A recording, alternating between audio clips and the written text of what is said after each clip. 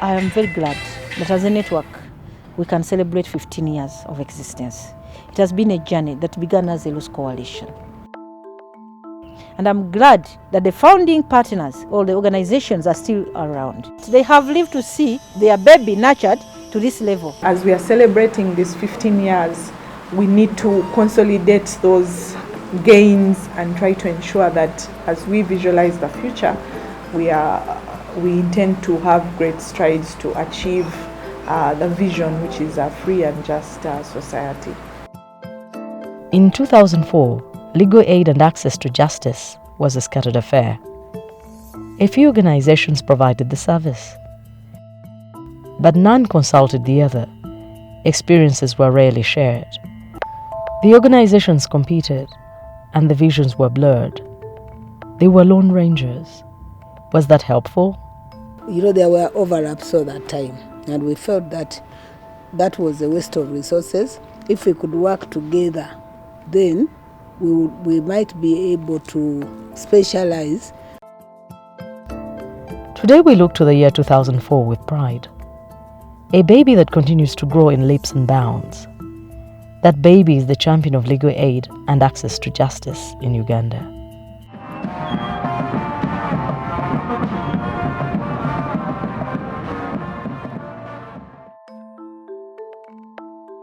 The idea of the founders was a loose coalition to steer involvement of private sector players in addressing the issues directly affecting the poor in accessing justice.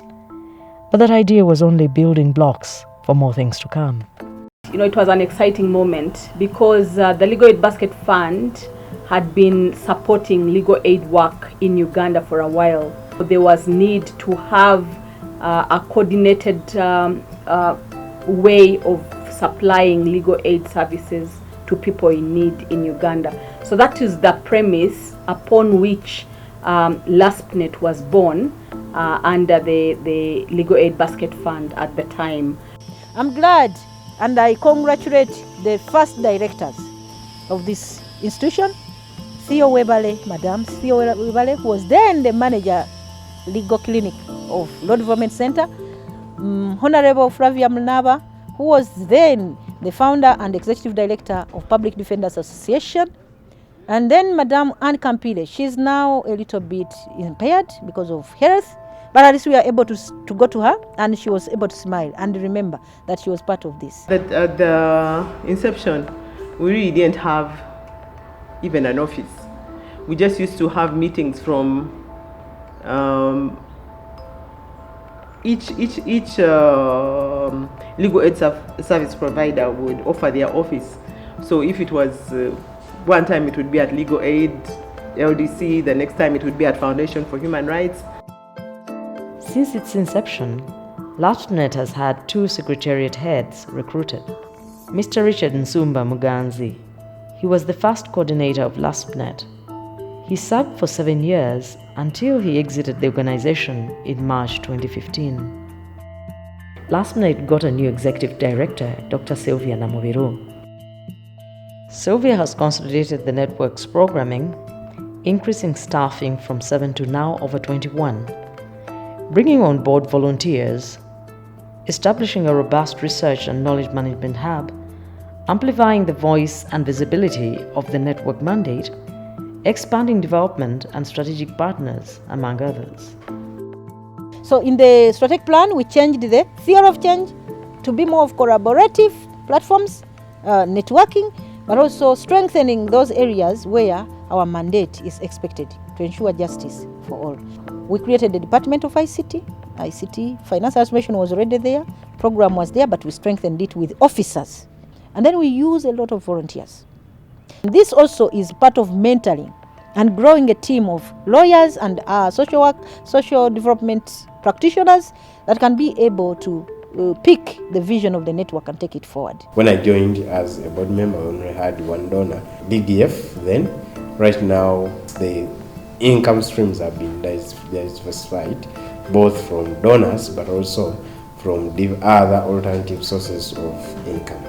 To me, that's huge in terms of growth, but also in terms of sustainability, that the organization doesn't have to depend on one donor, but also on single-handedly donor funding. There are also other means that are coming into, and therefore I know that the organization can survive even when one donor pulls out. The leadership that I see today is still very energetic.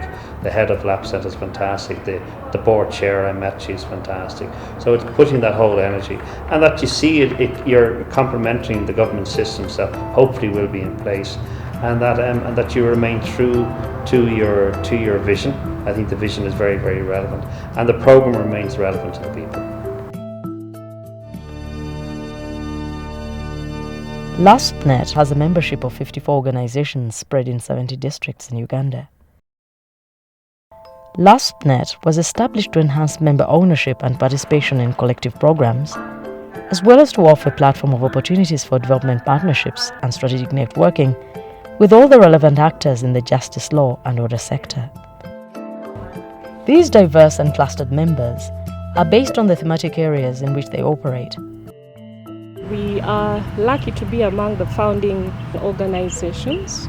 The beauty of being a LASPNET member is that we have a pool of other organizations who do the same work that we do. So in the event that we have a client who comes to us and wants legal aid services that are in a place that where our offices are not, we are able to refer our clients to a non-LASPNET member. We joined it precisely because we knew the goals and the visions of LASPNET were quite rhyming with our vision of promoting and protecting the rights of the vulnerable people. And of course, as legal aid service providers, we had a lot of issues around persons with disabilities accessing justice in communities. So we thought joining LASPNET would have a marriage, creating a synergy to ensure that the rights of persons with disabilities are always well protected. We needed a partner like LASPNET who can be able to link us to other service providers who can provide legal aid to these other individuals. Most of the other community members who reach to us for legal aid and support, we get partners from the LASPNET network.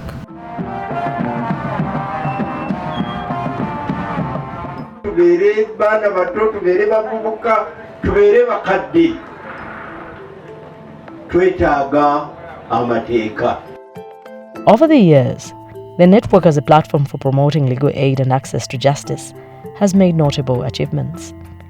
These have been through partnerships and strategic networking, research and knowledge management, lobby and advocacy, among others.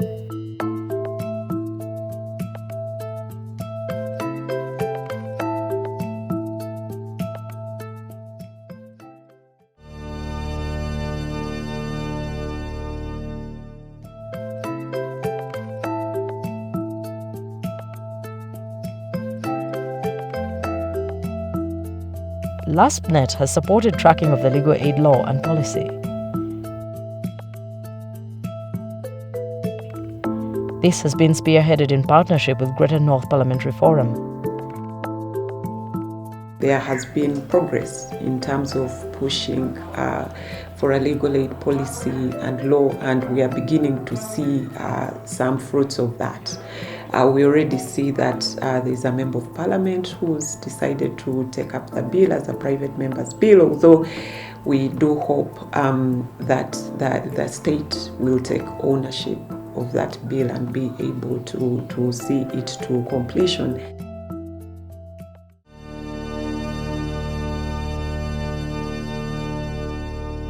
Through networking and collaborative platforms, LASPNET has a continuously growing catalogue of partners and stakeholders.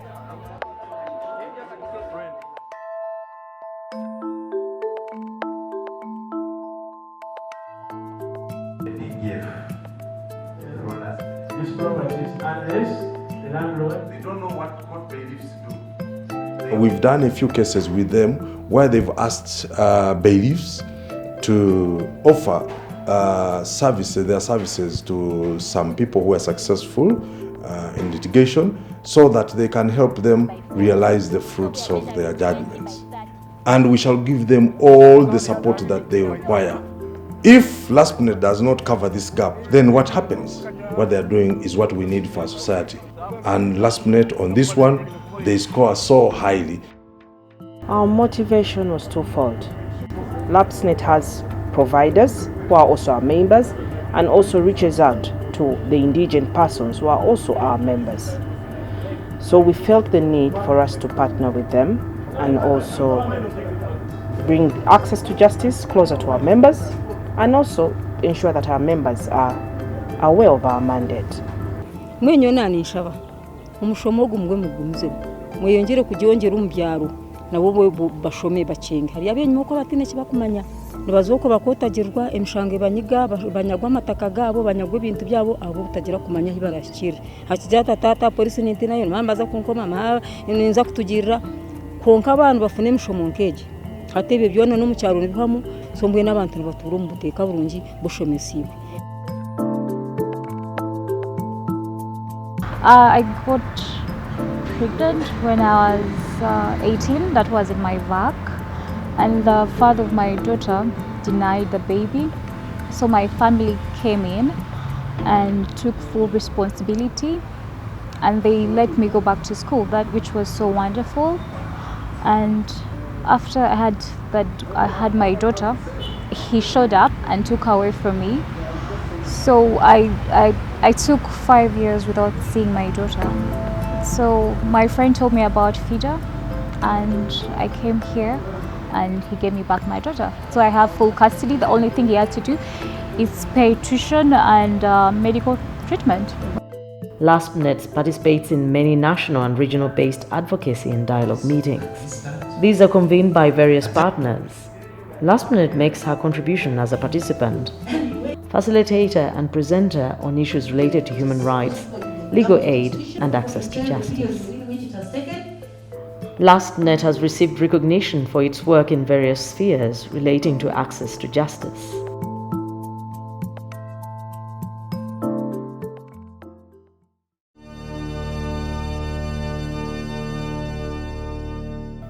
Working closely with the justice, law and order sector, LASPNET is at the forefront of research and policy formulation.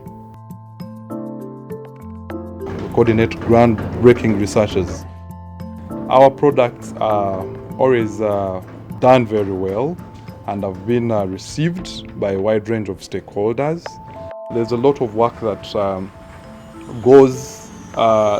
that is invested before actually coming up with most of these documents, maybe advocating for a particular issue, and have informed practice change, but also have been highly sought out by the different stakeholders, including the justice, law and order sector, the media, and also the membership organizations. The recent products from LASPNET speak about their research, and they shift from, again, framework formation to a think tank.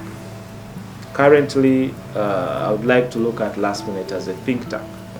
And if you talk about the future, this is where LASPNET needs to be looking at. We've done this, of course, as an institution here, ensuring that we develop ourselves in terms of capacity to deliver on our mandates, and ensure that we are functional as an organization, but also the fact that we do build the capacity of our members. For example, we have a training on trial advocacy, which is done by Justice Advocacy Africa and now Justice Advocacy Uganda. That is a very good training, and if you have asked some of our members, many of them say that is the best thing that has happened to them.